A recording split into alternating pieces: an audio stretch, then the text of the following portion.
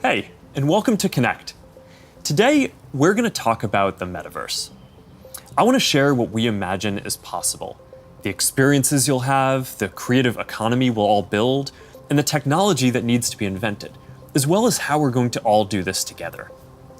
The basic story of technology in our lifetimes is how it's given us the power to express ourselves and experience the world with ever greater richness. Back when I started Facebook, that mostly meant text that we typed on computers. Then we all got phones with cameras, and the internet became much more visual. And recently, as connections got faster, video has become the main way that we experience content. We've gone from desktop to web to phones, from text to photos to video, but this isn't the end of the line. The next platform and medium will be even more immersive, an embodied internet where you're in the experience, not just looking at it. And we call this the metaverse. And you're going to be able to do almost anything you can imagine. Get together with friends and family, work, learn, play, shop, create, as well as entirely new categories that don't really fit how we think about computers or phones today. Now, since we're doing this remotely today, I figured let's make this special. So we've put together something that I think is really going to give you a feeling for what this future could be like. We believe the metaverse will be the successor to the mobile internet. We'll be able to feel present, like we're right there with people, no matter how far apart we actually are. We'll be able to express ourselves in new, joyful, completely immersive ways, and that's going to unlock a lot of amazing new experiences. When I send my parents a video of my kids, they're going to feel like they're right in the moment with us, not peering through a little window. When you play a game with your friends, you'll feel like you're right there together in a different world, not just on your computer by yourself. And when you're in a meeting in the metaverse, it'll feel like you're right in the room together, making eye contact, having a shared sense of space, and not just looking at a grid of faces on a screen.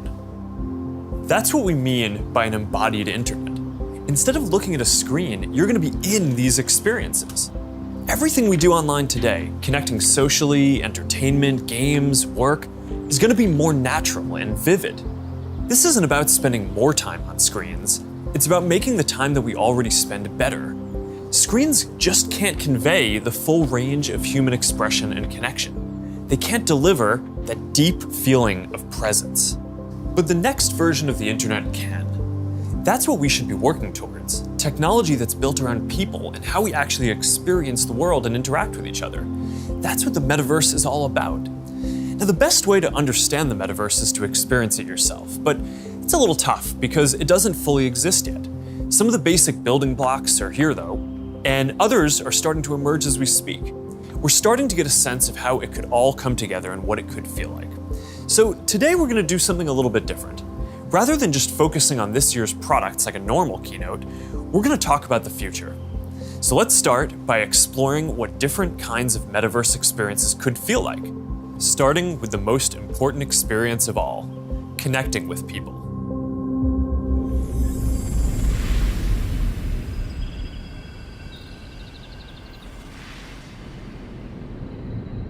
Imagine you put on your glasses or headset and you're instantly in your home space. It has parts of your physical home recreated virtually, it has things that are only possible virtually, and it has an incredibly inspiring view of whatever you find most beautiful. Hey, are you coming? Yeah, just gotta find something to wear.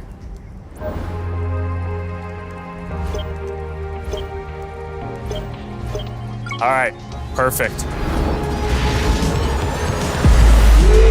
Boy. Oh, hey, Mark. Hey, what's going on? Hey, Hi. Mark. What's up, Mark? Whoa, we're floating in space? Who made this place? It's awesome. Right? It's from a crater I met in LA. This place is amazing. Boz, is that you? Of course it's me. You know I had to be the robot, man. I thought I was supposed to be the robot. Whoa. I knew you were bluffing. Hey, wait. Where is Naomi? Let's call her. Naomi. Hey, should we deal you in? Hey, sorry I'm running late, but you've got to see what we're checking out. There's an artist going around Soho hiding AR pieces for people to find. 3D street art? That's cool.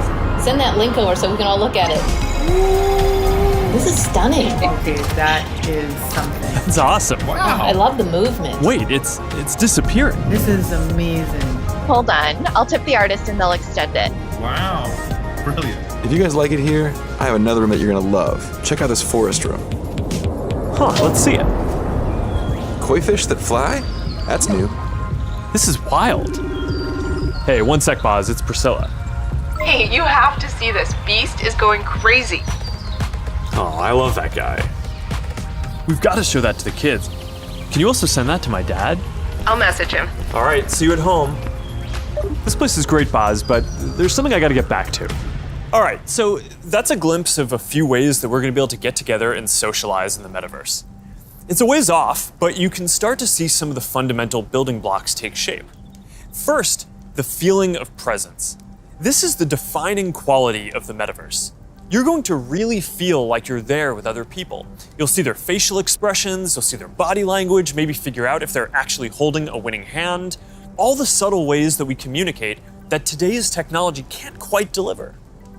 Next, there are avatars, and that's how we're going to represent ourselves in the metaverse. Avatars will be as common as profile pictures today, but instead of a static image, they're going to be living 3D representations of you. Your expressions, your gestures, that are going to make interactions much richer than anything that's possible online today. You'll probably have a photorealistic avatar for work, a stylized one for hanging out, and maybe even a fantasy one for gaming. You're going to have a wardrobe of virtual clothes for different occasions, designed by different creators and from different apps and experiences. Importantly, you should be able to bring your avatar and digital items across different apps and experiences in the metaverse. Beyond avatars, there is your home space. You're going to be able to design it to look the way you want, maybe put up your own pictures and videos and store your digital goods. You're going to be able to invite people over, play games, and hang out. You'll also even have a home office where you can work. Your home is your personal space from which you can teleport to anywhere you want. Now, speaking of teleporting, there are going to be all kinds of different spaces that people make. Rooms like the ones that we just saw, but also games and whole worlds that you can teleport in and out of whenever you want. Teleporting around the metaverse is going to be like clicking a link on the internet. It's an open standard. In order to unlock the potential of the metaverse, there needs to be interoperability. And that goes beyond just taking your avatar and digital items across different apps and experiences, which we are already building an API to support. You want to know that when you buy something or create something, that your items will be useful in a lot of contexts and you're not going to be locked into one world or platform. You want to know that you own your items, not a platform. Now, this is going to require not just technical work, like some of the important projects that are going on around crypto and NFTs in the community now. It's also going to take ecosystem building, norm setting, and new forms of governance, and this is something that we're really going to focus on. Privacy and safety need to be built into the metaverse from day one. You'll get to decide when you want to be with other people, when you want to block someone from appearing in your space, or when you want to take a break and teleport to a private bubble to be alone. You're going to be able to bring things from the physical world into the metaverse. Almost any type of media that can be represented digitally, photos, videos, art, music, movies, books, games, you name it. Lots of things that are physical today, like screens, will just be able to be holograms in the future. You won't need a physical TV, it'll just be a $1 hologram from some high school kid halfway across the world. And you'll be able to take your items and project them into the physical world as holograms in augmented reality too. You're going to be able to move across these different experiences on all kinds of different devices, sometimes using virtual reality so you're fully immersed, sometimes using augmented reality glasses so you can be present in the physical world as well, and sometimes on a computer or phone so you can quickly jump into the metaverse from existing platforms. There are going to be new ways of interacting with devices that are much more natural. Instead of typing or tapping, you're going to be able to gesture with your hands, say a few words, or even just make things happen by thinking about them. Your devices won't be the focal point of your attention anymore. Instead of getting in the way, they're going to give you a sense of presence in the new experiences that you're having and the people who you're with. Now, these are some of the basic concepts for the metaverse. And while this may sound like science fiction, we're starting to see a lot of these technologies coming together. In the next 5 or 10 years, a lot of this is going to be mainstream. And a lot of us will be creating and inhabiting worlds that are just as detailed and convincing as this one on a daily basis.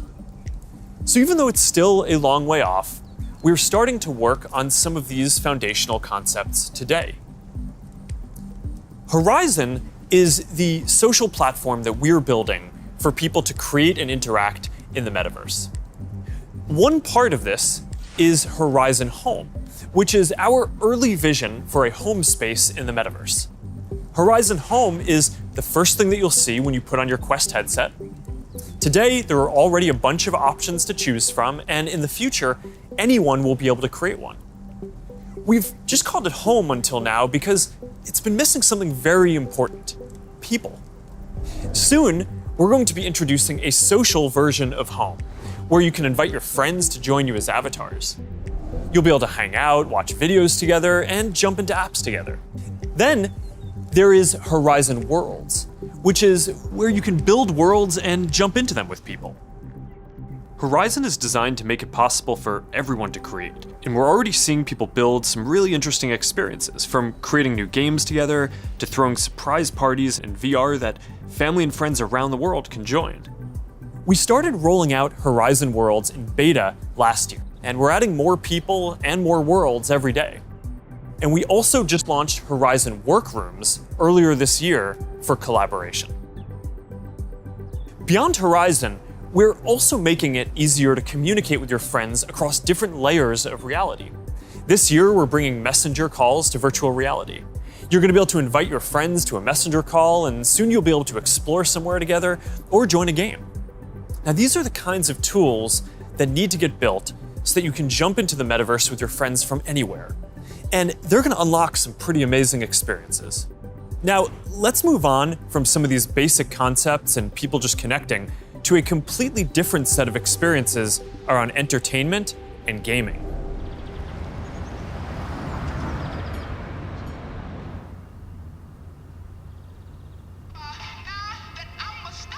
Imagine your best friend is at a concert somewhere across the world.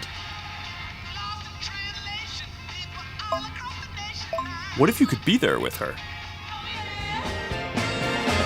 I'm packing all my sneakers. I never had a car.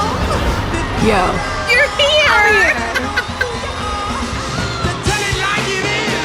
Tell what you love, how you live. When you're doing what you do. Just tell the truth. Just tell it, just tell it, just tell it, just tell it. I'm talking to you.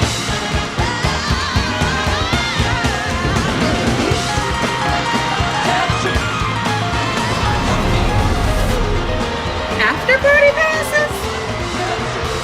Yes!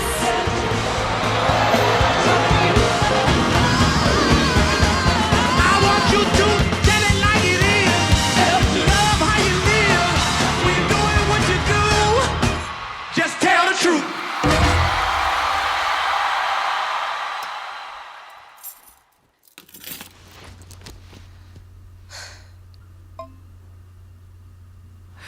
Jumping in now. What if there was an after party that anyone could go to, no matter where they were? This is wild.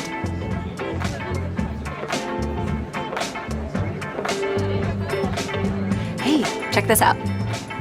Charity auction happening. Oh, there's swag. And when you go to the after party, you could connect with other fans, hear new versions of your favorite songs, and check out the merch that just dropped. Ooh, I like that one. Well, now you've got to get it. You can start to see how the metaverse is going to enable richer experiences by letting us add new layers to the world that we can interact with. Creators and artists are going to be able to connect with their audiences in new ways and really bring them into these shared experiences. Now, there's a lot that needs to get built to create experiences like this, but we're working on some of these pieces right now with Spark AR. First, we're building tools that creators can use to place digital objects into the physical world and let people interact with them. And rather than just simple visual effects, new creator capabilities will support 3D objects that can respond and react realistically, including a realistic sense of depth and occlusion.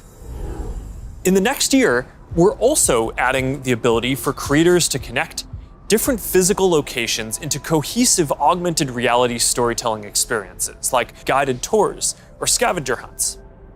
We're also building a Horizon marketplace, where creators can sell and share 3D digital items. And our hope is that this will enable a lot more commerce and help grow the overall metaverse economy. Because at the end of the day, it is really the creators and developers who are going to build the metaverse and make this real. And to make sure that there's an ecosystem that can sustain hundreds of thousands of people working on this, which is what we're going to need to bring this to life, then it's critical that creators and developers can make a good living doing this work. Now, if you ask people today what they thought the metaverse was, a lot of people would probably say it was a Spider-Man movie. But the people who actually follow the space would say it's about gaming. And that's because gaming provides many of the most immersive experiences, and it is the biggest entertainment industry by far. Gaming in the metaverse is going to span from immersive experiences in fantasy worlds to bringing simple games into our everyday lives through holograms. Maybe you'll play old games in new ways. So, Barcelona, huh? Well, it's not New York, but I like it. New York misses you. What's that? I said, let me put my game face on so I can beat you. Okay. Check. I gotta try another game face next time.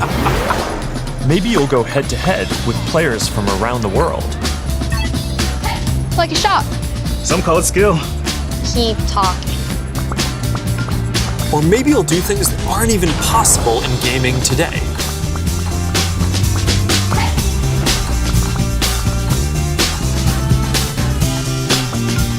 Hey Mark, down for a VR foiling sesh? Now this is more my style. Classic look. All right, nice. Oh, nice choice, Mark. Ready to shred. All right, here we go. Whoa. Whoa, hang in there, Mark. That's not good. Hit this section, boom. All right, backflip. Yoo-hoo! I've got an idea. Hey, where are you going? Gotta pump it to jump it. What? I didn't even know that was an option.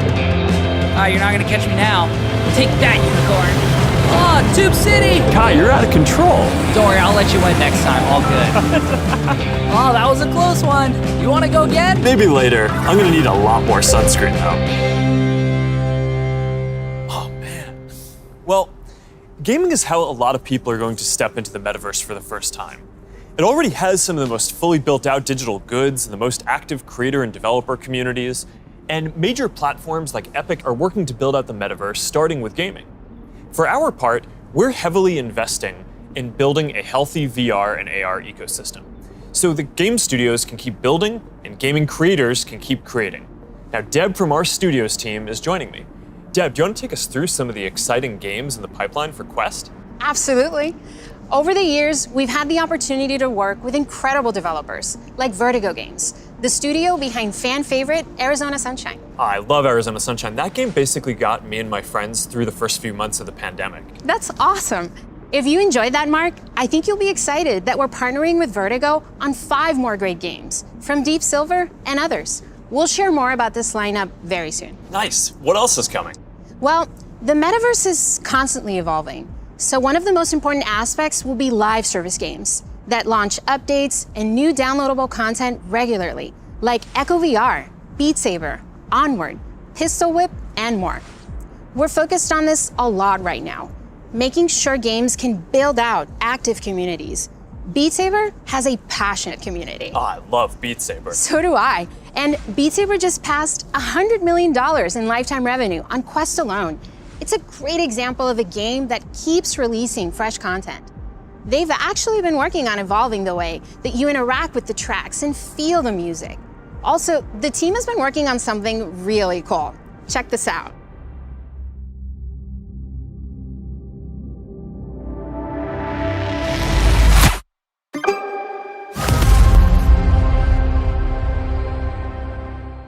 I can't wait to play this.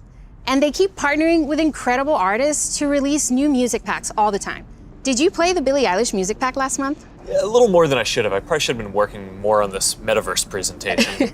Well, they have a great lineup of artists for 2022. And there's one more epic surprise before the end of the year. So stay tuned. Okay, have you played Population 1? I mean, yeah, I love the game so much that... For those who haven't, Population 1 is a thrilling battle royale that is only possible in VR.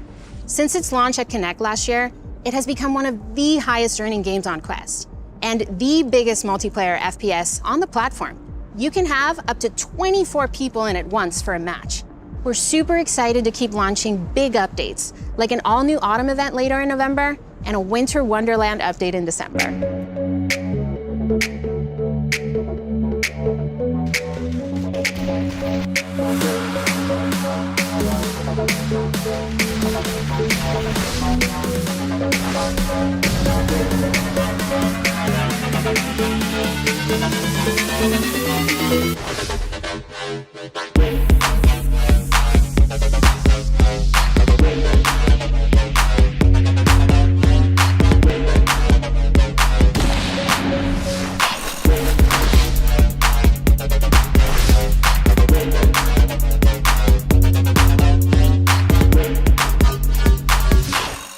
Okay, here's something I know our community has been waiting for. Lay it on us. All right, this is a title from the Warp Frog team.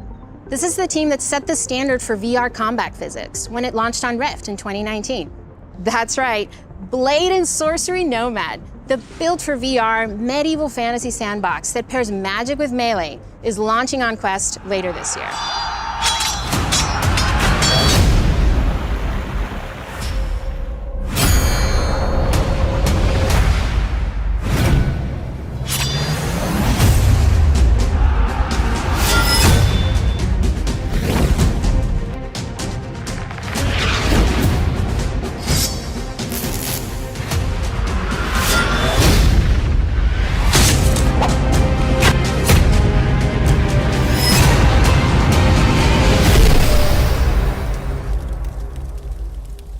For more gaming updates, look out for the 2022 Oculus Gaming Showcase. It's going to be loaded with news you won't want to miss.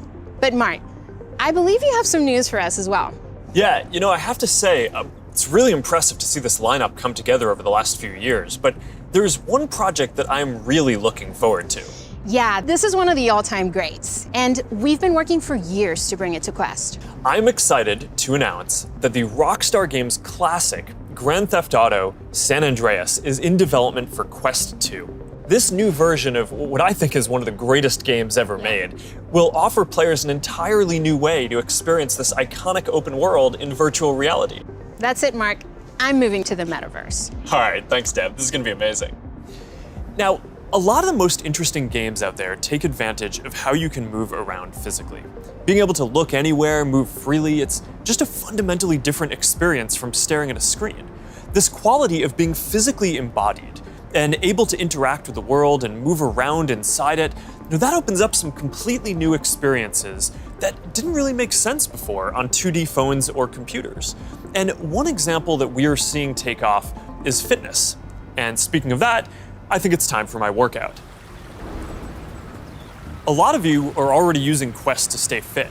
It lets you work out in some completely new ways. It's kind of like a Peloton, but instead of a bike, you just have your VR headset, and with it you can do anything from boxing lessons to sword fighting to even dancing.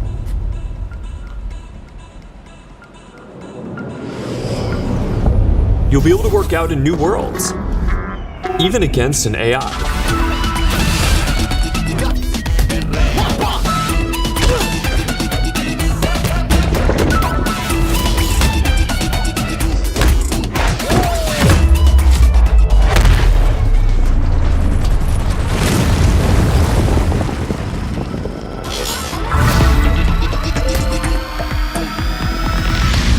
Maybe you'll get some friends together for some 3-on-3. Maybe play pickup with people on the other side of the world.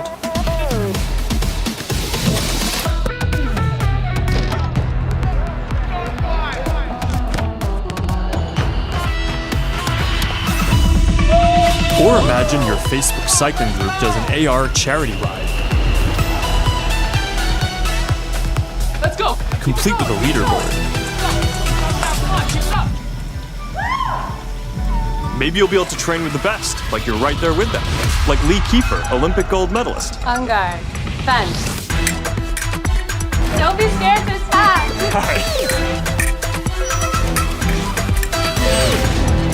You seem like a natural. Whoa. All right, that's a little too realistic. See you later, Lee. That was fun. Good job, Mark. And that's what fitness will be like in the metaverse. Now, I think we're going to see a lot more unique experiences emerging around fitness that take advantage of the full immersion in interactive training. Speaking of which, Supernatural just added boxing to its lineup, FitXR has new fitness studios coming next year, and Player 22 by Rezel, which is currently used by pro athletes, is adding guided and hand-tracked bodyweight exercises soon. We're making a fitness accessories pack that makes Quest 2 more comfortable, with controller grips for when things get a bit intense, and a facial interface that you can wipe the sweat off of, making your sessions more comfortable. And that's all coming next year. But enough with the fun and games. It's time for everyone's favorite, work. Over the last year and a half, a lot of us who work in offices have gone remote. And while I miss seeing the people I work with, I think remote work is here to stay for a lot of people. So we're gonna need better tools to work together. Let's take a look at what working in the metaverse will be like. Imagine if you could be at the office without the commute. You would still have that sense of presence, shared physical space, those chance interactions that make your day all accessible from anywhere. Now imagine that you have your perfect work setup and you can actually do more than you could in your regular work setup. And on top of all that, you can keep wearing your favorite sweatpants. Looking good. Let's get together real quick for a debrief.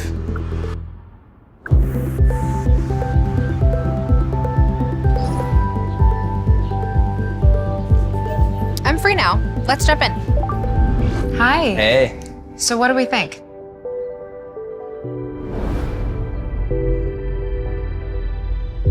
I think it's ready. Great. I'll prep it for the presentation. All right. Good luck. Imagine a space where you can tune out distractions and focus on the task at hand. And when you're ready to share what you've been working on, you can present it as if you're right there with the team. Wait, where's Mark? I think he's in the middle of something. You can already see some of these elements in Horizon Workrooms, which we launched a couple of months ago. Later this year, we plan to introduce room customization, so you can put your own logos and posters in your workrooms. We're also introducing a new office space in Horizon Home, for when you want your perfect workspace to do some focused work or just cross a few things off your to-do list. We're also announcing 2D progressive web apps for the Quest Store. And as a new developer frameworks, they're easier to build. So you can drop in and check on a work project while you're in VR using services like Dropbox and Slack, or stay connected with Facebook and Instagram. This starts bringing more of your 2D internet services into the metaverse.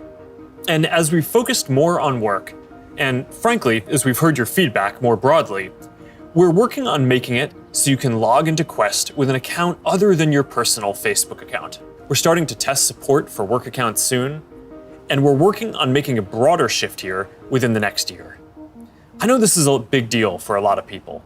Not everyone wants their social media profile linked to all these other experiences, and I get that, especially as the metaverse expands. And I'll share more about that later. But I'm genuinely optimistic about work in the metaverse. We know from the last couple of years that a lot of people can effectively work from anywhere. But hybrid is going to be a lot more complex, when some people are together and others are still remote. So giving everyone the tools to be present, no matter where they are, whether as a hologram sitting next to you in a physical meeting, or in a discussion taking place in the metaverse, that's going to be a game changer. I think this could be very positive for our society and economy. Giving people access to jobs in more places, no matter where they live, will be a big deal for spreading opportunity to more people. Dropping our daily commutes will mean less time stuck in traffic and more time doing things that matter. and it'll be good for the environment. Actually, if you travel for work and working in the metaverse means that you just take one less flight each year, that's probably better than almost anything else that you can do for the environment. I think working in the metaverse is going to feel like a huge step forward. And these dynamics, like the ability to teleport places with people and interact around shared projects in virtual space, they're going to be valuable in a lot of other categories of experiences too. So now Marnie, our Chief Business Officer, is going to take us through some of them. Thanks, Mark. We'll see you in a minute. What if you could learn about anything in the world just by bringing it closer to you? So, we're gonna have an astrophysicist in the family. Actually, I have to write this paper. Will you help me? Let's take a closer look. What part of the solar system are we talking about? Saturn. If you were taking astrophysics, you could study in the metaverse. Did you know the rings are made up of billions of icy particles? Really? Look at this.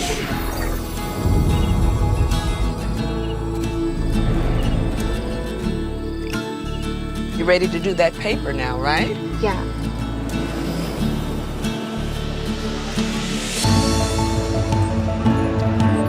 In the metaverse, you'll be able to teleport not just to any place, but any time as well. Ancient Rome. Imagine standing on the streets, hearing the sounds, visiting the markets, to get a sense of the rhythm of life over 2,000 years ago. Imagine learning how the Forum was built by actually seeing the Forum get built right in front of you.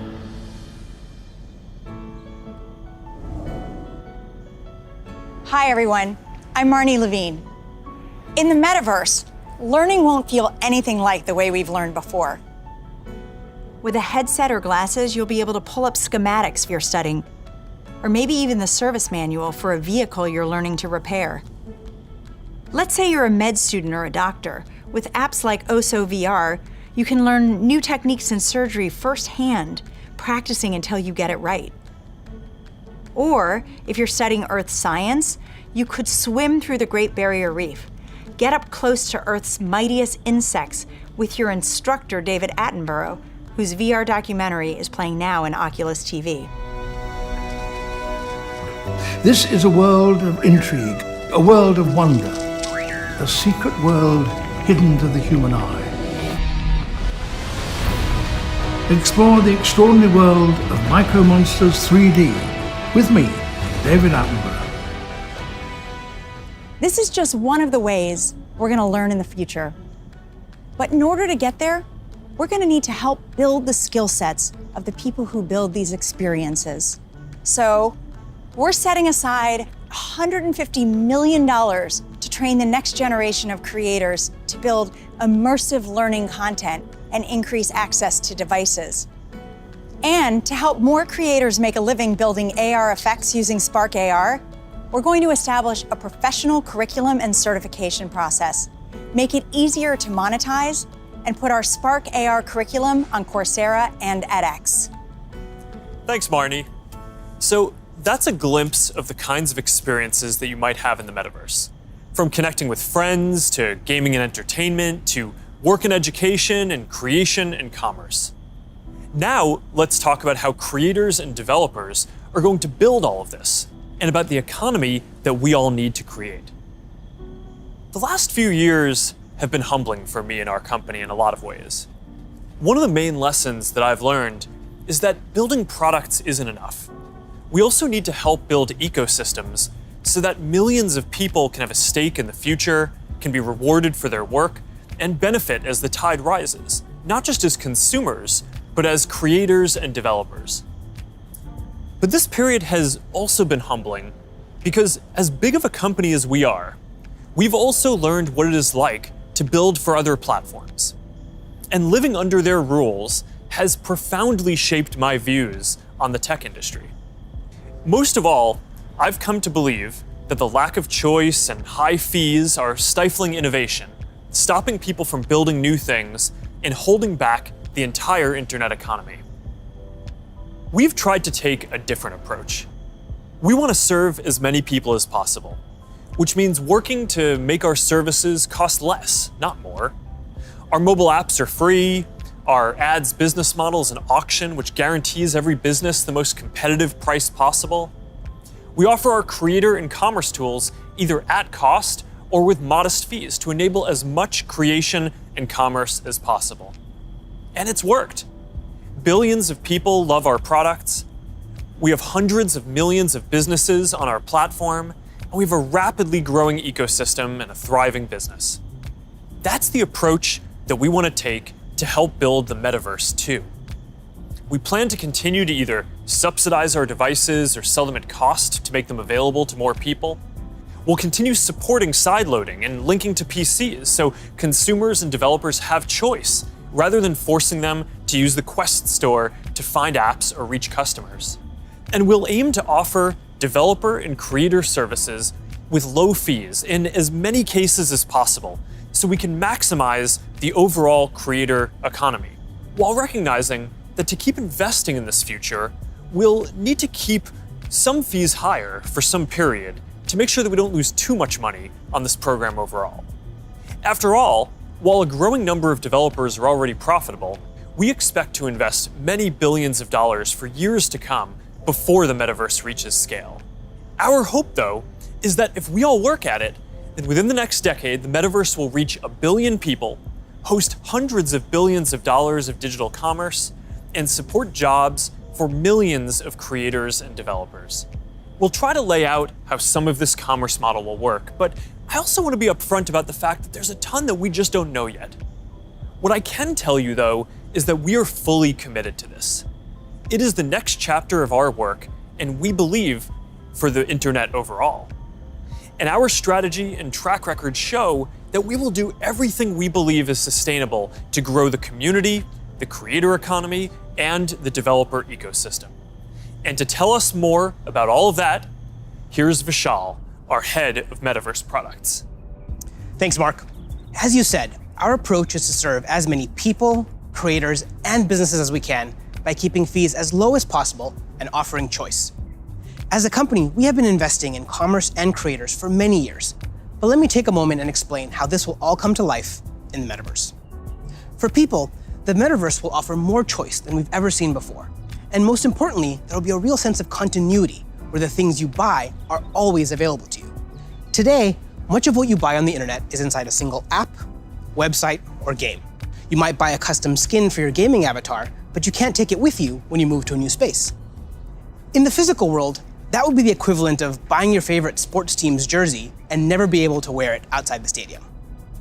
In the future, you will be able to buy digital clothes for your avatar and then wear them into the metaverse more broadly. For creators, our goal is to provide a way for as many creators as possible to build a business in the metaverse.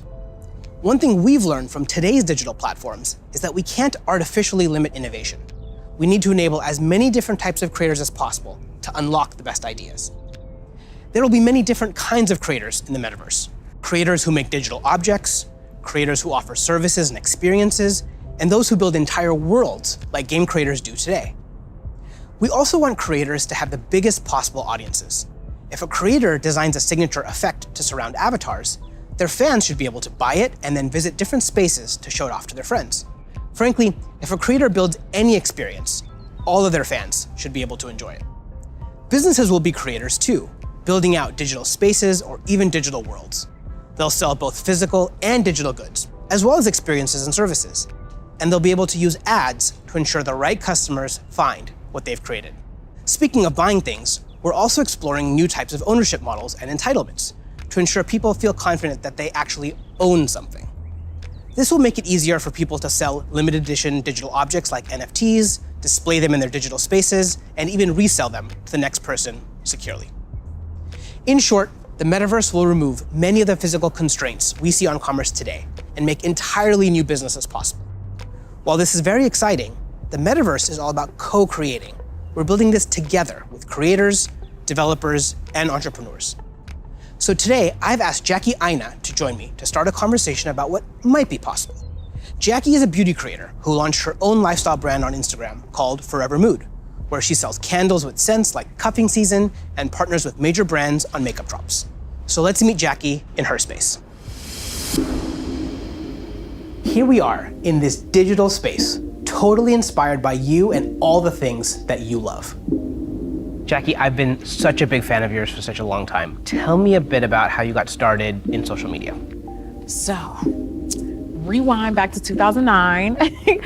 As it pertains to like beauty, I would go to like a makeup counter or go makeup shopping, and I always felt rejected, always felt othered. So I got so frustrated that eventually I was like, you know what? Not only am I gonna like not listen to them, but I'm gonna show other people how I'm making it work with my skin tone too. How did you go from creating content, creating videos, to a product? You just, have a brand called Forever Mood. It's huge on Instagram shopping. So Forever Mood was not only a bit of a love letter to me and my relationship with my mom. That's how we bond, was through fragrance ever since childhood. But it's been doing amazing, and we've actually been getting a lot of support. Jackie, this space is pretty magical, and I know it kind of reflects the stuff you love. Like, tell me a bit about what you love and why this represents you.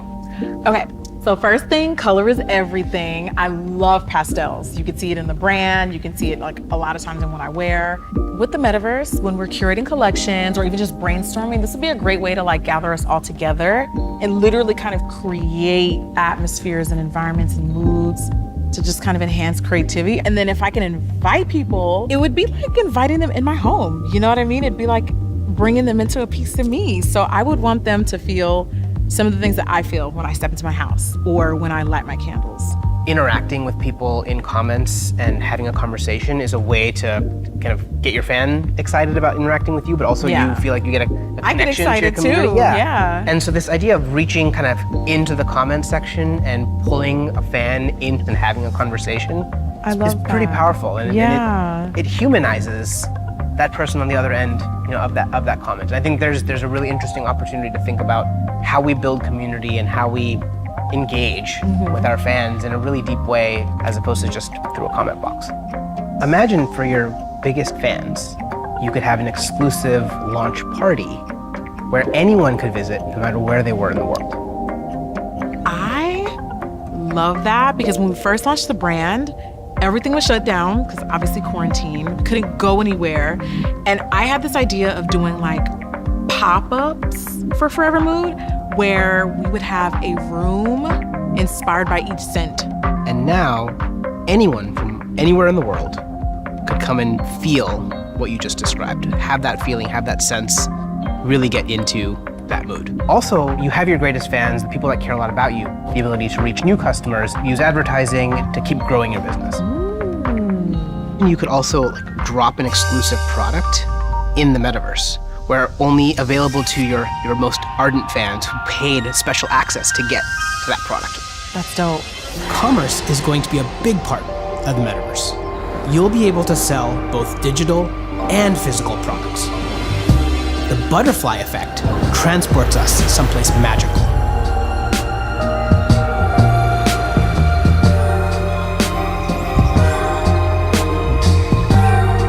So beautiful.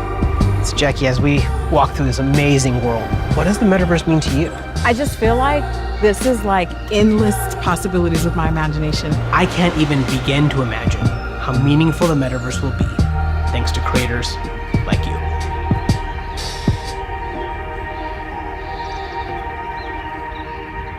There's a lot here to be excited about. Just like the internet today, more people are going to have the freedom to find a business model that works for them, whether that's custom work, tipping, subscriptions, ads, or other monetization tools that may only make sense in the metaverse. Now think about how many people make a living on the internet today. How many of those jobs just didn't even exist a few years ago? I expect that the metaverse is going to open up lots of opportunities for people in the exact same way.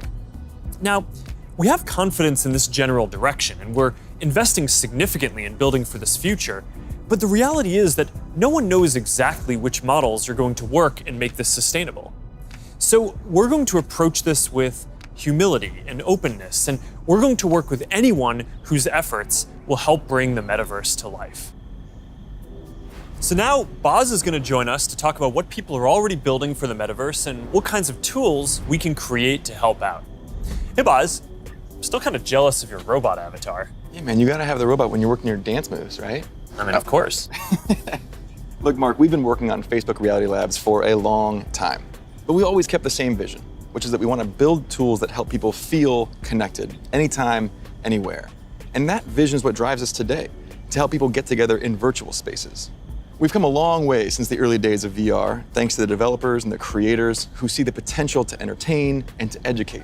But of course, we still have a lot farther to go. So to keep the pace of innovation moving faster and empower more use cases, we do have a few exciting announcements. Today, we're introducing the Presence platform, which is a broad range of machine perception and AI capabilities that empower developers to build mixed reality experiences on Quest 2. You want to tell us more about the Presence platform? Yeah, we've said before that realistic presence is the key to feeling connected in the metaverse. And the Presence platform's capabilities are what's going to deliver on that promise. Things like environmental understanding, content placement and persistence, voice interaction, standardized hand interactions. In fact, let's start with hands. I mean, the human hand is an engineering marvel. And bringing hands into VR was no easy feat. It required a lot of collaboration against product, design, research, but we continue to improve that product, finding new ways to navigate with gestures and interact with VR. So today, we're introducing the Interaction SDK, a library of modular components that will make it easy to add hand interactions to your apps. That's pretty exciting. Yeah, we really think that this is going to help people accelerate the build time for new and existing titles that allow people to use their hands more naturally in more virtual experiences. Now, in addition to hands, there's another exciting interaction space for VR. That's your voice. The Voice SDK lets developers integrate voice input into their games and apps so they can create new gameplay and navigation. So soon, you'll be able to jump into a FitXR workout and shake up your routine just by saying, "Surprise me." Oh, yeah, I've tried this one before. This one's really tough. Yeah, me too, it is. Since we launched the Pass-Through API, we've already seen breakthrough experiments from developers that blend the virtual and the real world. Soon, with our next SDK release, developers will be able to ship their mixed reality apps on the Oculus Store and an App Lab. Now, of course, access to pass-through by itself is not enough. To achieve that rich mixed reality experience, apps also need to be aware of things in the room and, blend the virtual objects with the physical environment around them so they can coexist in the same space. So developers want to be able to place, persistent world-locked content like animated holograms or your Instagram feed in your real space. And tools like spatial anchors and scene understanding capabilities will help make these mixed reality experiences feel seamless. Now, I'd gladly nerd out with you on the technical details of this with you. I know. But I think it's better to show you. Load the world beyond. This is Oppie. Oppie, come on, Oppie. Who's a good persistent state virtual object layered on an interactive pass-through environment? Oh, you are. Yes, you are. Oppie, sit. Pets in the metaverse, man. Just as stubborn as they are in the physical world. You know, Boz, I always really wanted a forest in my living room. Did you? Not really. I'm looking forward to how developers are going to be able to build a new generation of mixed reality experiences on Quest 2. And it also gives us a glimpse of the kind of worlds that people are going to be able to build. Now let's talk about augmented reality. With Spark, we really focused on those use cases that allow people to both stay engaged with the world around them, but also stay connected to the people that they're not around. And creators are really leading the way here. And we're doing everything we can to support them with our know-how, with our resources, and of course, with tools. And for more on that, I'd like to say hi to Sue, the product director at Facebook Reality Labs and the head of Spark AR. Thanks, guys. Spark AR is focused on building AR experiences that empower people to be more connected and at the same time, more present with the world around them. And creators are helping us build these experiences of today while exploring the possibilities of tomorrow. Fundamentally, we're democratizing AR creation and enabling a global community with the tools and knowledge necessary to develop the AR content and experiences that people love to use. Programs like AR Curriculum enrolled over 22,000 creators in less than a year, and we're adding additional programming to support more advanced creators. And the depth and breadth of content would not be possible without these creators. In 1 week alone, you'll see effects that bring moments like landing on Mars or the launch of a new album to life, all by tapping into everyone's imaginations. We're also powering experiences across Facebook, so imagine playing that AR battleship game from your phone with a friend in the metaverse or on an augmented call. How cool, right? Right now, we have over 600,000 creators in our community with diverse needs and motivations for using AR to engage with their fans and audiences. We know people, more than 700 million monthly across the Facebook family of apps, are already using AR a ton. We see over 80 billion effects applied per month, and we want to make it even easier for anyone to find their spark. So we created a tool, codenamed Polar, that makes AR creation possible for novice creators who have no prior experience in art, 2D or 3D design, or programming. Think paint by numbers. So creators whose first love might be photography, video, or dance can enhance their content for their own special effects. And that's an important piece of this vision and this community. It's open to anyone and everyone who's curious. And the metaverse is well positioned to be a strong digital economy for creators from all walks of life. This is primitive to a functioning metaverse. And we want to make sure creators are ready to share their creativity and capitalize on this emerging opportunity from day one. Thanks, Sue. So that's some of the software platform that needs to get built to deliver the metaverse. But there are other important considerations here too. Hey, Nick. Hey, Mark. Hope I'm not interrupting. You got a sec? Have you got Oppie with you? I think Oppie's still in the virtual forest, but I always have time for you. What's going on? Look, I just love the presentation so far. It's such visionary stuff. But as you mentioned early on, with all big technological advances, there are inevitably going to be all sorts of challenges and uncertainties. And I know you've talked about this a bit already, but people want to know how we're going to do all this in a responsible way, and especially that we play our part in helping to keep people safe and protect their privacy online. Yeah, that's right. This is incredibly important. The way I look at it is that in the past, the speed that new technologies emerged sometimes left policymakers and regulators playing catch up. So on the one hand, companies get accused of charging ahead too quickly, and on the other, tech people feel that progress can't afford to wait for the slower pace of regulation. And I really think that it doesn't have to be the case this time round, because we have years until the metaverse we envision is fully realized. So this is the start of the journey, not the end. Like I said earlier, interoperability, open standards, privacy, and safety need to be built into the metaverse from day one.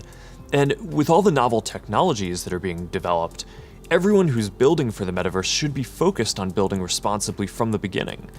This is one of the lessons that I've internalized from the last 5 years. It's that you really want to emphasize these principles from the start. So at Connect last year, Boz outlined our responsible innovation principles, and the first one was never surprise people. Right, and that means being transparent about how things work, what data is collected, and how that data is used over time. It also means giving people easy-to-use safety controls, as well as age guidance and parental controls for when youngsters are using these products. And we're spending a lot of time talking with experts and getting perspectives from outside the company on what we're building, even before we build it. And this is about designing for safety and privacy and inclusion before the products even exist. And one example is what we're doing with Project Aria, our research device that helps inform the AR glasses that we're building. We're also funding external research on this. You know, last year we announced grants for research on the impact of AR, VR, and smart devices on people who aren't currently using them, especially communities whose perspectives have often been overlooked, as well as best practices for creating inclusive environments in virtual spaces. And this year, we're opening up support for even more research because we need those independent perspectives to make sure that we're living up to another one of our principles, consider everyone. And that point is so important because this is a collaborative exercise. And in particular, we need to make sure the human rights and civil rights communities are involved. So these technologies are built in a way that's inclusive and empowering. One of the advantages of starting right now is that we can collaborate with people at the very early stages of development, like what we're doing through the new fund that you announced a few weeks ago. Yeah, the XR Programs and Research Fund. It's a 2-year, $50 million investment in programs and external research with organizations all over the world, like Howard University, Women in Immersive Tech, Africa No Filter, and universities in Seoul, Hong Kong, and Singapore. And this is crucial because, as we've said, The metaverse isn't something we're building so much as it's something we're building for. Across the industry, we need to bring that same imagination and commitment to building for interoperability, openness, safety, and privacy as we do for all the other product aspects of the metaverse. These have to be fundamental building blocks, just like the other software and experiences that we've been talking about. Right. All right, thanks, Nick. So, one thing that we haven't talked about much yet is the future of hardware that will help bring the metaverse to life. We're working on multiple new products to advance the state of the art, unlock richer social interactions, and make it a lot easier to be productive. That must be Angela, our head of VR devices. Hey, Angela. Hey, Mark. Is that what I think it is? I sure hope it is. All right, come on in. So, what do you think is the most exciting thing that we're working on right now? That's hard to say. You know, we have such an exciting pipeline. But next year, we are releasing a new product that will push the boundaries of VR even further. We've codenamed it Project Cambria. So, this isn't the next Quest. It's going to be compatible with Quest, but Cambria will be a completely new, advanced, and high-end product, and it'll be at the higher end of the price spectrum too. Our plan here is to keep building out this product line to release our most advanced technology before we can hit the price points that we target with Quest. All right, so let's talk about some of the new advances here. Yeah, sure. There's a ton of new tech going into Cambria. For example, your avatar will be able to make natural eye contact and reflect your facial expressions in real time. This way, people you're interacting with will have a real sense of how you're actually feeling. It does mean building more sensors into a form factor that's comfortable to wear for a while. And because we want VR to be for everyone, we also have to make sure avatars represent a diverse set of human facial features and skin tones, as well as paying attention to things like glasses and beards that might get in the way of some of the sensors. So that's going to be a big step forward for social presence, and I'm really glad that we're focused on making it inclusive from the start. Now, what about unlocking more mixed reality experiences? I mean, imagine working at your virtual desk with multiple screens while seeing your real desk so clearly that you can pick up a pen and write notes without taking your headset off. Or, you're doing a workout with a virtual instructor in your living room. It's going to be so cool. We're already seeing the potentials of these kinds of experiences today as people are building for our pass-through API. But with Cambria, we'll be taking this to the next level with high-resolution, colored, mixed reality pass-through. We essentially combine an array of sensors with reconstruction algorithms to represent your physical world in the headset with a sense of depth and perspective. Now, we're still a ways away from exactly matching what our eyes see in the physical world, but we're pretty encouraged by how far we've been able to advance the pass-through experience so far. Definitely, but we also need to push the visuals to the next level. So let's talk about the progress that we're making on optics. Yeah, we're pushing the limits of display technology and form factor with something called pancake optics. They essentially work by folding light several times over to achieve a slimmer profile than current lenses. Now, with several optical layers, we'll need to precisely control every aspect of design and fabrication to achieve that high-quality, artifact-free display and really just deliver the best optics ever in one of our headsets. That's pretty awesome. But let's make sure that we leave some of the good stuff for next year's release too. All right, now I'm excited to keep building out this new product line over future generations so we can keep getting our most advanced technology into people's hands even before we can get it into our Quest product line. That's our goal. We're starting to work with developers to build experiences for Cambria as we speak, and we're looking forward to sharing so much more with y'all next year. Sounds good. Now, beyond virtual reality, we are also focused on the hardware to make true augmented reality possible. In a lot of ways, augmented reality is even harder, not just because we need to invent a completely new optical stack that's not based on screens, but because we basically need to fit a supercomputer into a pair of normal-looking glasses.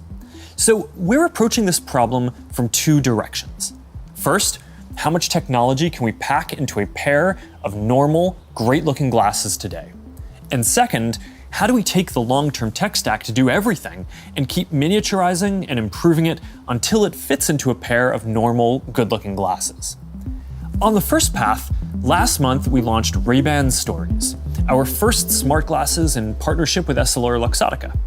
They're not full AR glasses yet, but they let you take pictures and videos, listen to music, and take phone calls while you're out looking at the world instead of down at your phone. And we built leading privacy features into the glasses, like the LED light whenever you're recording, which phones don't even have. And we delivered this in the iconic Ray-Ban style for just $299. These are all steps along the path to an embodied internet. But the ultimate goal here is true augmented reality glasses, and we've been working on that too.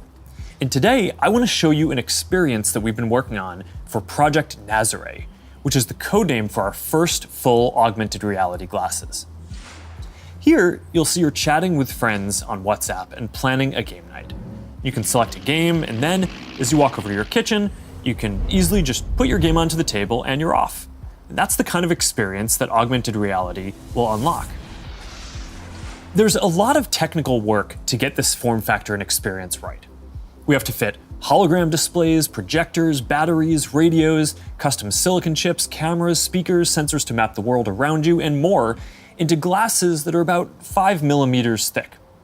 So we still have a ways to go with Nazare, but we are making good progress. I'm excited about our future roadmap, but even that's still early in a journey that's going to go on for decades.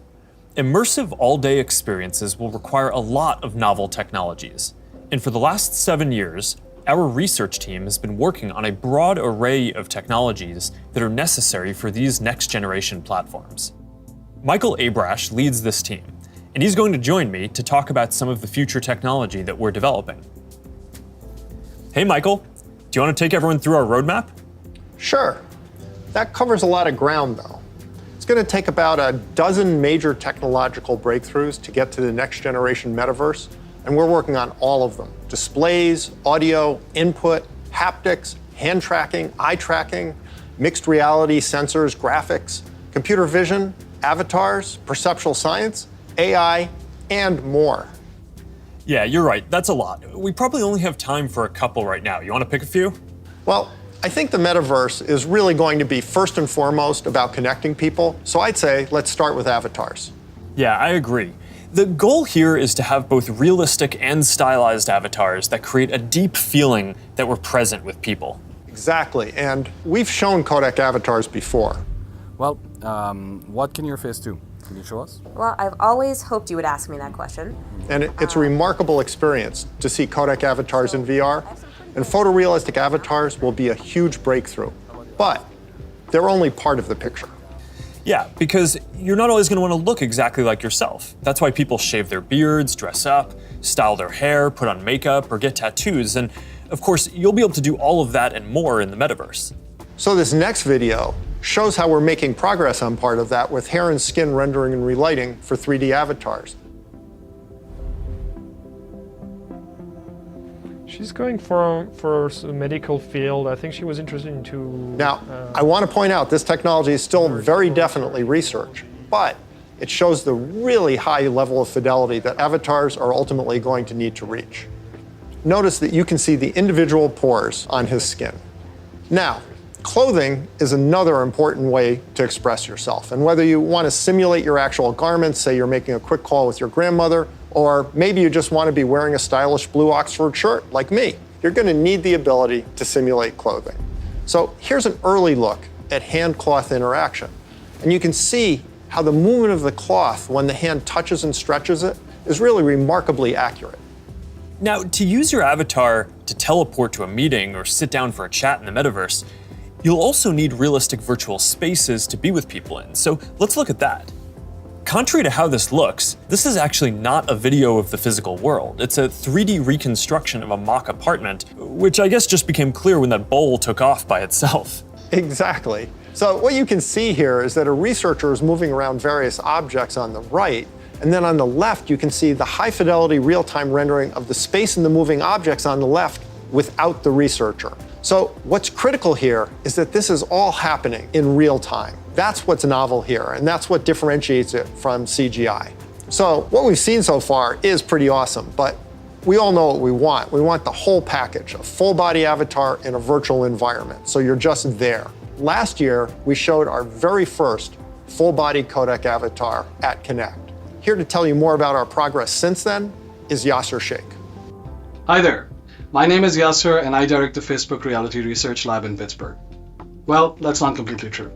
What you're seeing is actually a rendering of my pre-recorded codec avatar.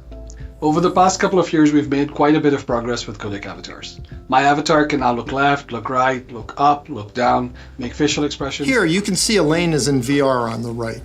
You can see her view of Yasser's avatar and the reconstructed real-world space that it's in on the left as she moves around the avatar. What you see on the left is an entirely virtual reconstruction. This gives you a sense of a future in which you'll be able to interact with another person's realistic avatar in virtual reality in real time. Now, preventing others from using your avatar will be critical. That's why, even though this is early stage research, we're already thinking about how we could secure your avatar, whether by tying it to an authenticated account or by verifying identity in some other way. All right, so we've talked about what we're going to be able to see, but of course we also want to be able to actually do things in the metaverse. And while seeing your hands in VR and manipulating virtual objects is a big step forward towards that, then we're going to need an even easier and more intuitive way to interact with virtual content when you're on the go wearing AR glasses. And we believe that neural interfaces are going to be an important part of how we interact with AR glasses. And more specifically, EMG input from the muscles on your wrist combined with contextualized AI. It turns out that we all have unused neuromotor pathways, and with simple and perhaps even imperceptible gestures, sensors will one day be able to translate those neuromotor signals into digital commands that enable you to control your devices. It's pretty wild. So let's take a look at what EMG input is going to be able to do and where we are with it today. This video shows some of the ways that we think that wrist-based neural interfaces can provide an important input tool for AR glasses. So at first, that input is going to just be around enabling basic gestures, click, scroll, select. But as the technology evolves, EMG input could potentially unlock full-speed typing, and it could give you subtle, personalized controls that you can use in any situation. This is genuinely unprecedented technology. So let's look at an early prototype that shows how it could be used in AR. This experimental UI shows for the first time how EMG input could one day allow you to send a message in AR with your hand resting comfortably at your side without ever having to look at a screen. Notice how the researcher used an overt and highly visible click gesture to send the first message. We've made a lot of progress over the last year, and we're now able to do the same thing with the smallest of movements of the hand. EMG enables this by picking up subtle neuromotor commands with remarkable precision. So basically what you're saying is that you're going to be able to send a text message just by thinking about moving your fingers. That's going to be pretty amazing. But I guess it's just one part of the equation, because the other is AI that understands your context and can give you a simple set of choices based on that context. So let's take a look at an AI interaction model that we've built using Project Aria, our initiative to accelerate research into AR glasses and live maps that we talked about last year. Remember the mock apartment we saw earlier? Well, we've indexed every single object in it, including not only location, but also the texture, geometry, and function of each one. We fed all that information into the Project Aria glasses Ming-Fei is wearing in this next demo. And the reason is to simulate how AR glasses will ultimately be able to access data from a 3D map that will help them identify the real-world objects in the space around you and better understand your context so they can help you. What's happening here is that the glasses are calculating where Ming-Fei is in the room, locating and identifying all the nearby objects based on the index mentioned earlier, and figuring out which of those objects Ming-Fei is interested in by observing her eye movements. That contextual information, in turn, enables the system to offer proactive assistance to Ming-Fei in a variety of ways. Here, the system knows that she may want to turn on the TV, so when she clicks while looking at it, the system turns it on. Ultimately, her AR glasses will tell her what her available actions are at any time. Hey assistant, where's my favorite mug? We're also working on a voice interface that will let you locate any object. Here, the system is displaying the current location of the mug. In the future, it might tell her where it is using speech or text, or it might highlight the location in her glasses. Really, it's an early look at the sort of intuitive, low-friction interface that AI plus EMG input will enable in the future. This is how we'll all be interacting one day. Thanks, Michael. That was awesome. All right, so I hope that gives you a sense of some of the technical challenges that we're working on to deliver deep and immersive experiences in the metaverse. A lot of what we've shown today isn't going to be available in the next year or two. Some of this is still a long way off. But this is some of the most exciting stuff that I've ever gotten to work on, and I'm just incredibly energized to be on this journey with all of you. And there's one more thing that I want to tell you about today. I believe the metaverse is the next chapter for the internet, and it's the next chapter for our company too. So I've been thinking a lot about what this means for our company and who we are as we embark on this journey. We're a company that focuses on connecting people. While most other tech companies focus on how people interact with technology, we focus on building technology so people can interact with each other. One of the reasons I started Facebook was that at the time you could use the internet to find almost anything. Information, news, movies, music, shopping, except for the thing that matters most of all, people. Today, we're seen as a social media company. But in our DNA, we are a company that builds technology to connect people. And the metaverse is the next frontier, just like social networking was when we got started. Facebook was born in a specific time and place, a college campus, the web. It was what we could build at the time to put people back into our experience of technology. But connecting people was always much bigger. From way earlier on, I remember sitting in middle school classes, sketching in my notebooks, ideas that I wanted to code when I got home. And even though I didn't have the skill or technology to build it yet, it was always clear that the dream was to feel present with the people we care about. Isn't that the ultimate promise of technology? To be together with anyone, to be able to teleport anywhere, and to create and experience anything? Yet here we are in 2021, and our devices are still designed around apps, not people. The experiences we're allowed to build and use are more tightly controlled than ever. And high taxes on creative new ideas are stifling. This is not the way that we are meant to use technology. The metaverse gives us an opportunity to change that if we build it well. But it's going to take all of us, creators, developers, companies of all sizes.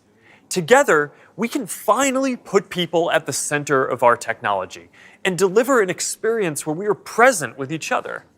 Together, we can create a more open platform with more ways to discover experiences and more interoperability between them. And together, we can unlock a massively bigger creative economy. I know the internet story isn't straightforward. Every chapter means new voices and new ideas, and yes, there will be challenges and risks and disruption of established interests. But there will also be opportunities and benefits that we can't even imagine yet. For connection, for creation, for learning, and joy. We'll all need to work together from the beginning to bring the best possible version of this future to life. A future where, with just a pair of glasses, you will be able to step beyond the physical world and into the kinds of experiences that we have talked about today. I've been thinking a lot about our identity as we begin this next chapter. Facebook is one of the most used products in the history of the world. It is an iconic social media brand, but increasingly, it just doesn't encompass everything that we do. Instagram, WhatsApp, Messenger, Quest, now Horizon, Nazare, and more. Building our social media apps will always be an important focus for us. But right now, our brand is so tightly linked to one product that it can't possibly represent everything that we're doing today, let alone in the future. Over time, I hope that we are seen as a metaverse company. And I want to anchor our work and our identity on what we are building towards. We just announced that we are making a fundamental change to our company.